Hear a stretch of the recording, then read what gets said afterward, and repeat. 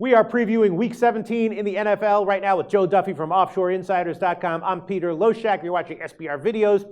We're going to cover an interesting, typical Week 17 game here right now, San Diego and Denver. San Diego, of course, just playing out the string. It's a lost season for them, although they have had some somewhat impressive performances in recent weeks, and Denver playing a game that means something to them, but not everything. They're already in the playoffs, but they are playing for a bye. But then again, all they have to do is win to get the bye, and they're a big favorite over San Diego here. So we see this kind of situation all the time. Market is a little bit uncertain as of right now. I'm seeing 8.5, 9, and 9.5, all as market-wide numbers for Denver, and 41 or 41.5 with the total. And the Chargers, definitely a flawed, inferior NFL team. But this year, a lot of their losses have been in close games. They kind of have been one of these teams that doesn't pull out wins, but does tend to play close games whenever they go on the field. And if that happens here, maybe Denver gets the win, they clinch the bye, but San Diego gets the cover. What do you think? San Diego plus 9.5, Joe? I do agree with you there, Peter. Remember what I always say, the most overrated statistic when it comes to spread handicapping is straight up record. San Diego's been pretty competitive in a lot of their losses, 7 losses by 7 or less. Another loss was by 8 points.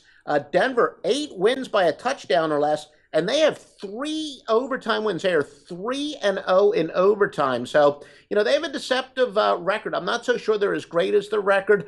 San Diego, not quite as awful as the record. Not to say that, the Broncos aren't clearly the better team here, but they're laying a ton of points.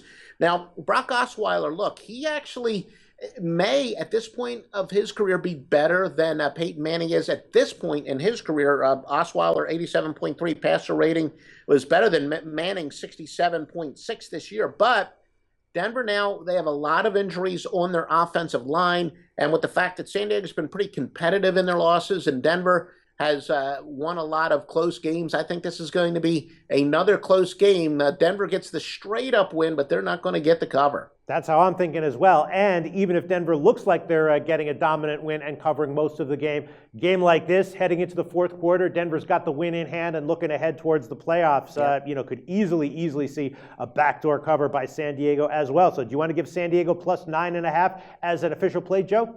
I do, and I think, with those injuries on the offensive line, you can see how Denver would like to let the air out of the ball. I will go with the underdog, San Diego, plus the points. Sounds great. Right now, 9.5 is one of the market-wide numbers. Joe Duffy, tell us about your website, OffshoreInsiders.com. Well, it's obviously a busy week, and as a full-time handicapper, I'm putting in about 70 hours this week. That's no exaggeration. Most of the people in this business, they do it part-time, and they're visiting, their mom right now, and not even worried about picks. Look, depending on what day you watch us, we got picks every day, so just visit OffshoreInsiders.com. We'll give you the exact same details. Sounds great, Joe. Thanks. Thank you, sir.